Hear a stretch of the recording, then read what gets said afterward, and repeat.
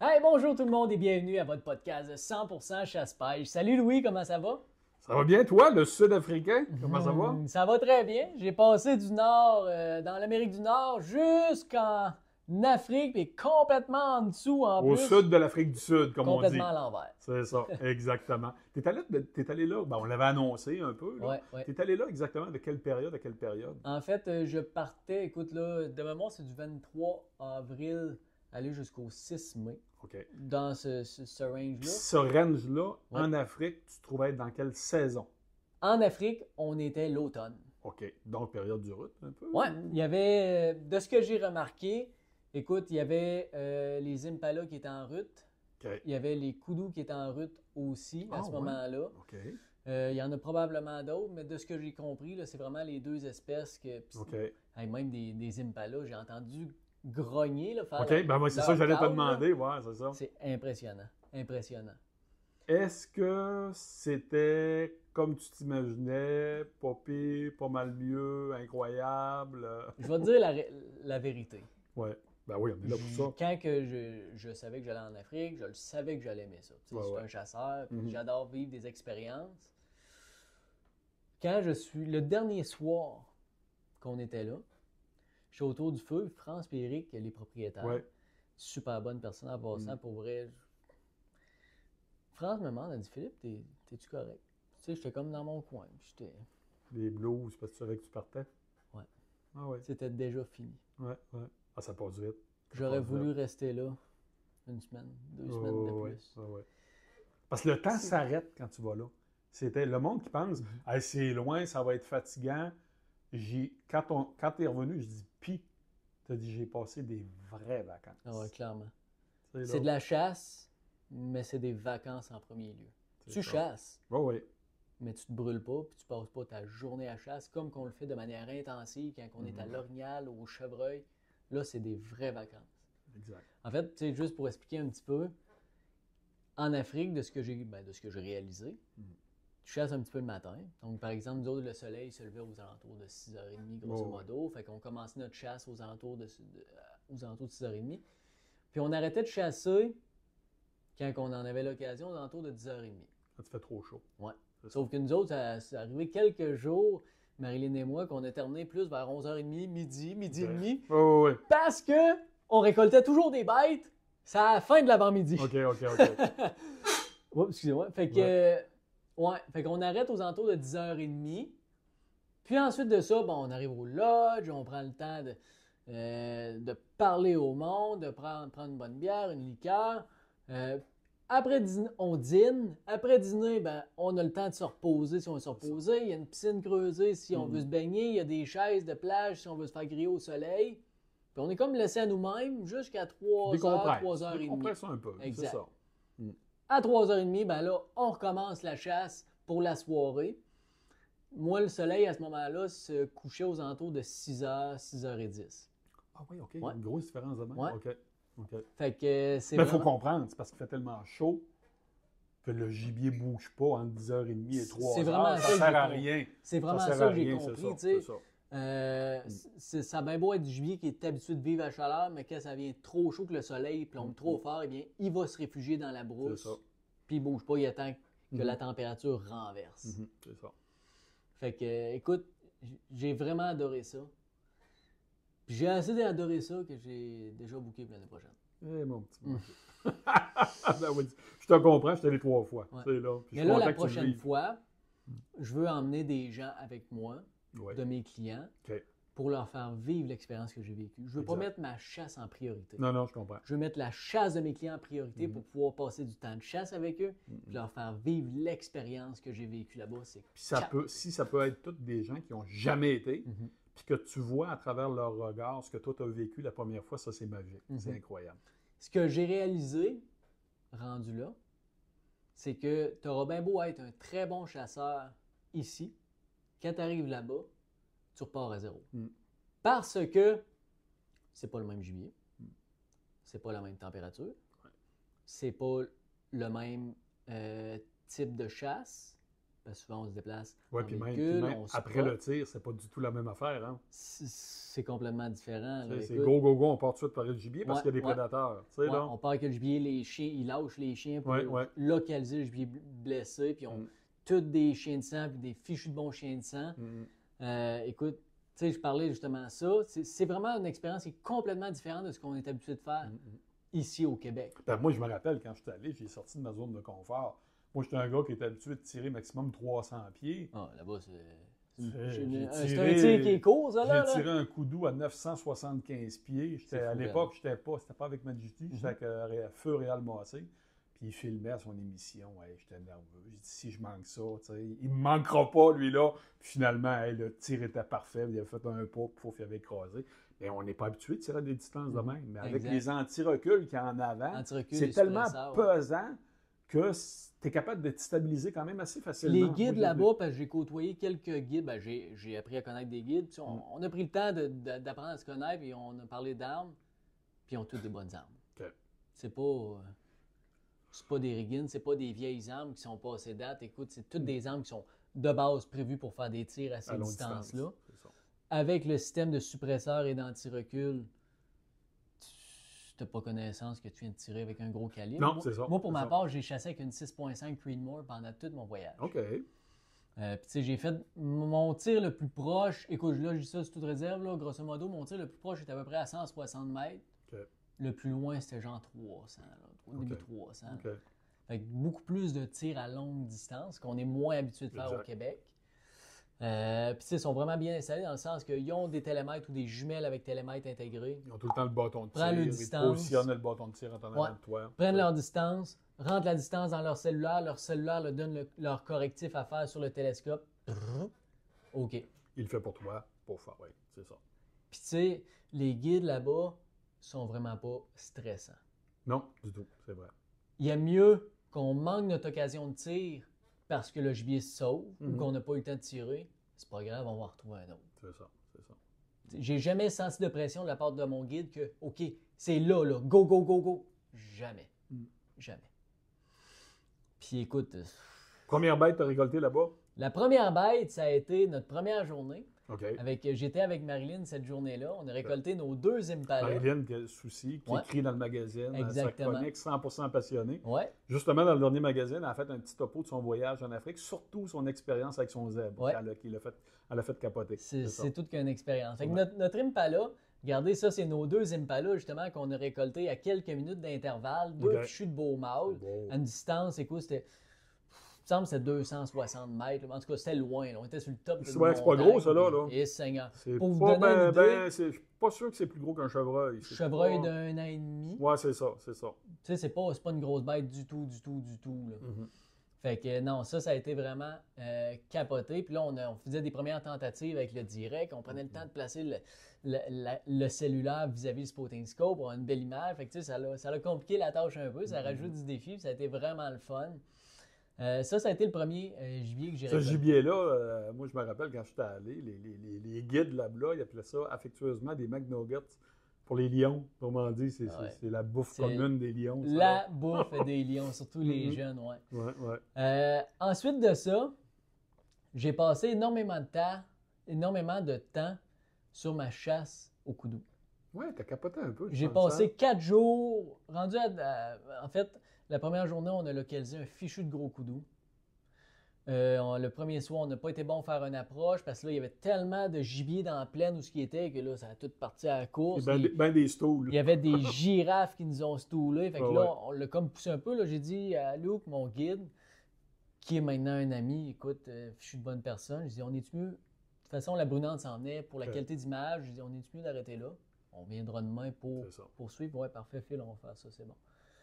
Lendemain, revois le coudou, on fait une approche. J'ai fait quelques lives pendant Ouais. qu'on faisait l'approche. À un moment donné, on est rendu dans la montagne. Mais tu sais, quand tu vois ça de loin, tu le vois dans la montagne, c'est facile. là. Mhm. Quand tu es rendu dans la montagne, la brousse est plus haute que toi. Fait que C'est ça. tu perds tes repères. Les repères. Là, il est où? Tu le vois plus. Mhm. On marche, à un moment donné, il est à 50 mètres à côté de nous autres. Ah, parti à la grande course. Écoute, j'aurais même pas eu l'occasion de faire un tir propre dessus si on n'avait pas le film. Mais ils appellent ça, eux autres, le fantôme gris. Ouais, le Grey Ghost, le Grey fantôme Ghost, gris. Ouais. c'est ça. C'est Pas vraiment pour un rien. fantôme. Pas À pour partir rien. de ce moment-là, on l'a perdu de vue complètement. Complètement disparu. On a passé le reste des autres journées à chercher des montagnes, les creux, les criques, les vallées.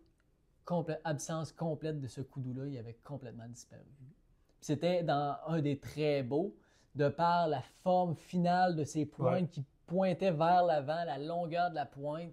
Écoute, je pense qu'il n'y a pas un soir que, avant de me coucher, je regardais les vidéos que j'avais pour le regarder encore et encore. Ça a été la 4e journée que j'ai récolté mon coudou. OK. Pas lui, par exemple. Non, pas lui. Un beau fichu coudou. beau, on va Puis dire. pourquoi que ça a pris autant de temps? C'est pas parce qu'on n'en voyait pas. C'est parce que mon guide savait c'est quoi les critères que j'avais. Puis c'est lui qui m'a fait refuser des coudous parce qu'on va en trouver un plus beau. D'habitude, quand je fais récolter un coudou à mes clients, ça ne va pas avant la 6e, la 7e journée de chasse.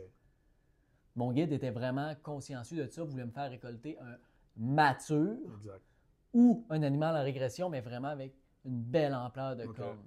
Fait que ça l'a terminé, écoute, avec cette fichue de belle bête-là. Wow! Je trouve ça tellement majestueux, Louis, là.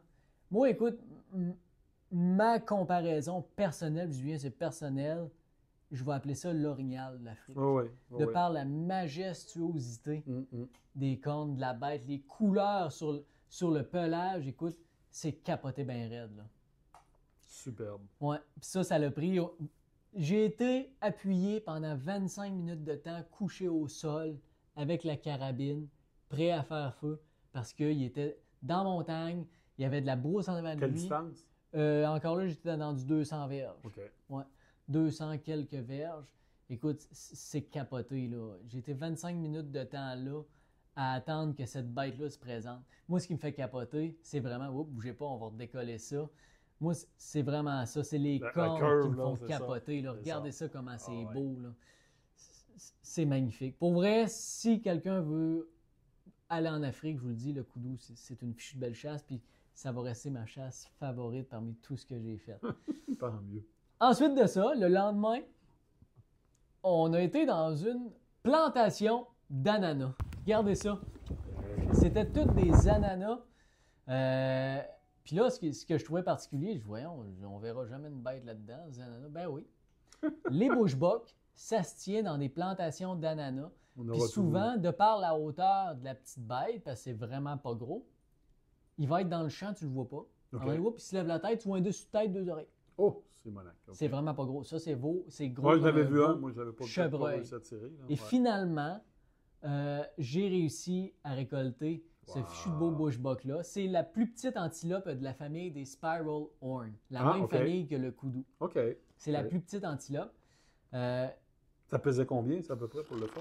Je te dirais, c'est gros comme un veau chevreuil. Peut-être un petit peu plus. 90 livres. C'est vraiment pas gros. Tu pognes ça avec les 4 pattes, tu es capable de lever ça tout seul. Il n'y a aucun problème. Regardez encore les cornes qui sont twistées de la même principe que le coudou. Ça, c'est vraiment, vraiment beau. Le pelage, ça a un pelage très, très doux. Comparativement à beaucoup d'animaux africains, ça a un pelage qui est vraiment, vraiment doux. Ben oui, mange des ananas. C'est ça. Les ananas sont très bonnes. Oh mon Dieu. C'est quand tu manges des fruits comme ça dans le sud que tu te rends compte comment au Québec... C'est pas la même chose. C'est pas la même chose. Le goût sucré, ça a un goût de vanille. En tout cas, c'est vraiment particulier. Il y a un soir, on a fait une petite sortie de nuit. OK. Parce que tu as le droit de chasser la nuit. Là. Ouais. Puis il y a une chose qui m'a impressionné, c'est les étoiles. Regardez ça, comment c'est beau. Ça n'a pas de bon sens. Je ne sais pas si ça sort aussi bien sur l'écran, mais écoutez, on voyait vraiment comme la voie lactée dans le ciel. C'était de toute beauté. C'est le seul endroit que j'ai vu ça. Autant j'ai vu des aurores boréales magnifiques au Yukon l'automne passé, que là, c'est les plus belles étoiles de ma vie que j'ai vues là-bas. Quand tu écoutes ça, puis qu'en plus, tu as la chance d'entendre un zèbre crier, ça fait capoter. Là. C'est féerique pour vrai, comme paysage nocturne, c'est tellement, tellement beau. Ça me fait capoter. Ensuite de ça, écoute, j'ai passé 2 jours à faire de la chasse dans une cache. Parce Ok. que je voulais récolter un gnou à l'arc. OK. J'ai vu des élans du Cap. Ah, c'est gros, hein? C'est immense. Ça a À pas un de moment sens. donné, j'étais en train de décoller la caméra. Puis je te le dis, j'entendais marcher à terre, là, à côté de la cache. Le sol vibrait. Oui, oui, c'est ça. Ouais, 5-6 élans du Cap, écoute, ça fait pas loin de 1800-2000 livres. Hum. C'est immense quand tu as ça à 6-7 mètres en avant de toi. Oh, ouais. C'est capoté comment c'est gros. Hum, Ça n'a hum, pas de hum. bon sens. Ça, c'est la plus grosse. Je ne sais pas si c'est encore un antilope, mais je crois que oui, c'est la plus grosse antilope de la famille des Spiral Horn. Ok. La même famille Même que le affaire, mais la bushbuck, plus le grosse. koudou. Ok. La plus grosse. Ah ouais, c'est incroyable. C'est fou raide comment c'est gros. Ces 2 journées-là, j'ai pas récolté de bêtes. Ok. Parce que je voulais vraiment travailler pour un gnou. Ok. On a fait des tentatives d'approche. C'est pas vraiment tabarouette. Pour ceux qui pensent que la chasse en Afrique, c'est facile, que le gibier se laisse approcher, Parce que c'est rare, tu vas en avoir un tout seul. Il y en a tout le temps plein, puis il y a des stoules. tu penses qu'il y en a un, Ah 2 ouais. ou 3. Ouais. Après ça, tu réalises qu'ils sont 15, 20 C'est ça, autour de c'est toi. ça. Là. Mhm. Fait que les approches, ça a vraiment été difficile. Écoute, je vais en parler dans mon article. On fait des approches. Mon guide et le tracker me faisaient enlever mes bottes pour marcher en bas Ah dans ouais. la brousse pour pas faire de bruit. Écoute, puis là, on les localisait, on les contournait, on essayait d'attendre pour qu'ils se déplacent vers nous. Tu penses que tout est correct, t'en as tout le temps un qui te voit, il Ah lâche un cri, le troupeau ça se part. rassemble, C'est ça. là, tu réalises qu'il y en avait partout autour de toi. Mhm. Là, il surveille. Il analyse. Puis à partir du moment qu'il y en a un qui se sauve, la harde au complet se sauve. Merci, bonsoir. Fait que j'ai manqué au moins minimum 8 approches OK. comme ça sur 2 jours. Et le dernier matin, avant de prendre l'avion, le soir d'avant, j'avais craqué mon guide un peu. Je lui ai dit, hey, moi, je t'avais dit que j'étais un gars de dernière minute. Je récolte toujours à dernière minute, moi. J'ai dit, mais il me reste encore du temps. Demain matin, je prends juste Ben l'avion. oui. On part pour l'aéroport à 10h30 de ma JJ. On a du temps en masse pour tuer un Une gars. bonne heure. Là, on le craint un peu. OK, parfait, 6h30, sois là. Inquiète-toi pas, je vais être là, puis je vais même être là avant toi. On a localisé un troupeau de gnous. On a fait une première approche. Le troupeau s'est déplacé un peu. On l'a contourné complètement. On s'est approché tranquillement. Marie était avec nous autres ce matin-là. Les gnous se sont approchés. Je me suis positionné en arrière de mon buisson. Là, je vois le dos du gnou, 25 mètres. Ah! J'étire mon arc. Je me lève. Putain, toi. Shot parfaite. 25 mètres. Dernier matin de chasse. Hey. Ça l'a donné. Cette fichue de belle bête-là. Ah, c'est beau. C'était ça. capoté avec mon arc, ma beauté. Mhm. Écoute, ça a été vraiment là, une fichue de belle chasse. Très difficile, une chasse que j'ai adorée parce que là, tu déjoues vraiment l'animal dans son état naturel, dans son état qui est en sécurité.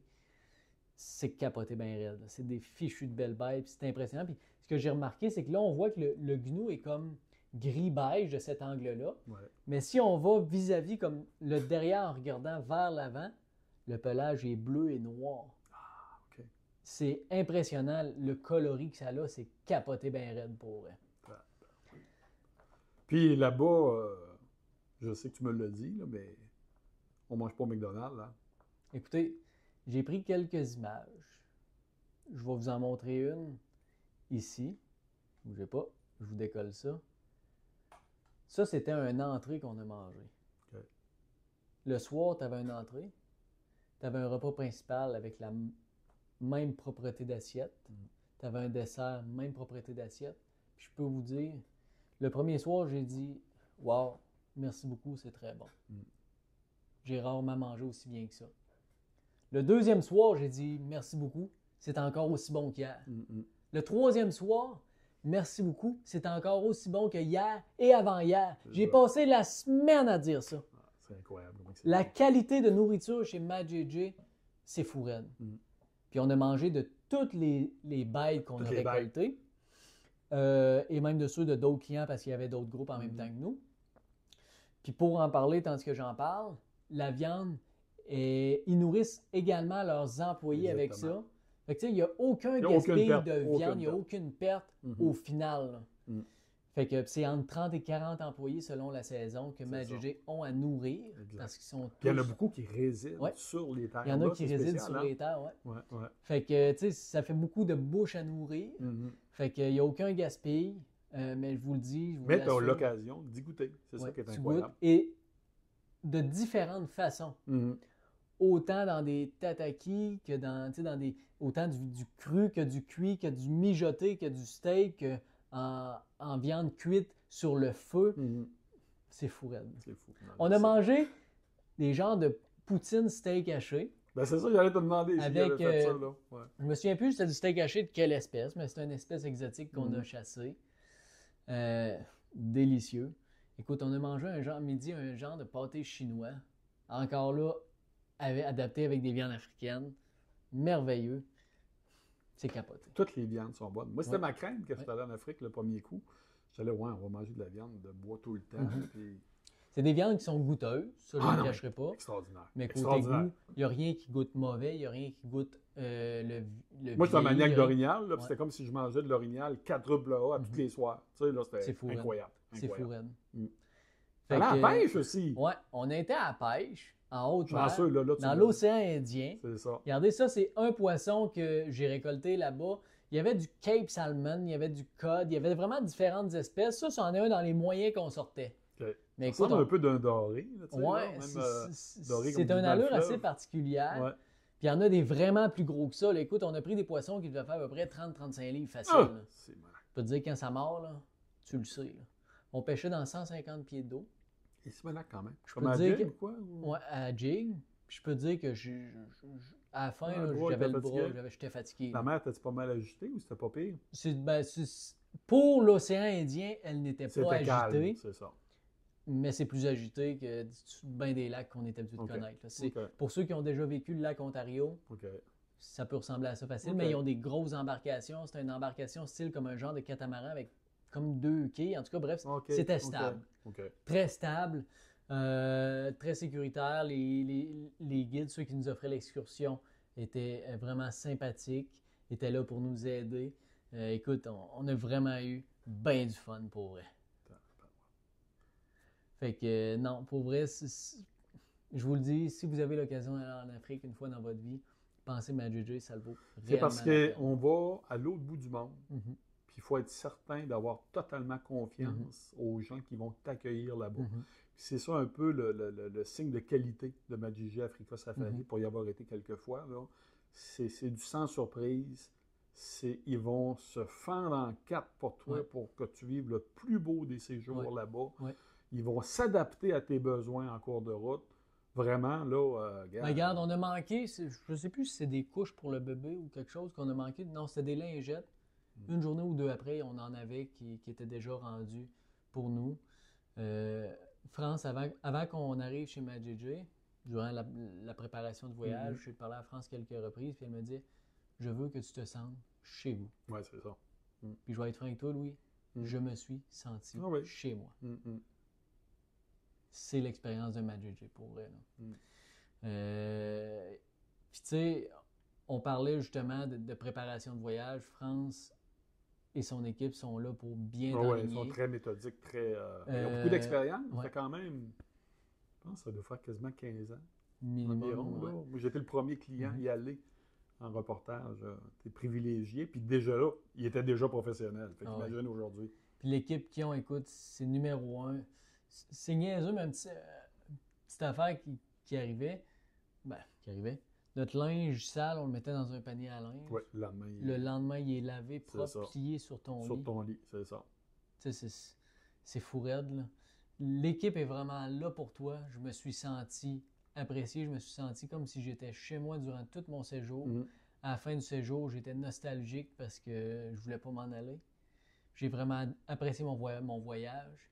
Puis comme on l'a dit au début, c'est des vacances avant d'être un séjour de chasse brûlant. Exactement. C'est des vacances. Puis ça, je pense que c'est le mot-clé. Vous allez vivre de fichues de belles vacances chez Majiji. Je vous le dis, ça vaut réellement la peine. Ben, content que tu sois content, puis ça a Ouais. bien été. Puis vraiment, toutes les interventions que tu as faites sur nos réseaux sociaux, ça a fait exploser notre page Facebook.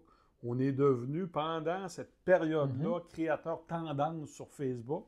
On est rendu qu'on roule environ à 600 000 vues par 28 jours. Wow. C'est 7 millions quasiment de vues par année. Wow. pour un petit magazine qui ça fait 3 ans qu'il existe. Là, ça commence à être vraiment excessivement intéressant.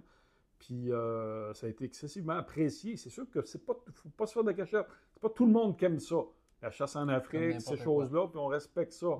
Mais tu as quand même scoré des fois des 20 000, au-dessus de 20 000 vues, des activités en peu de temps. Là.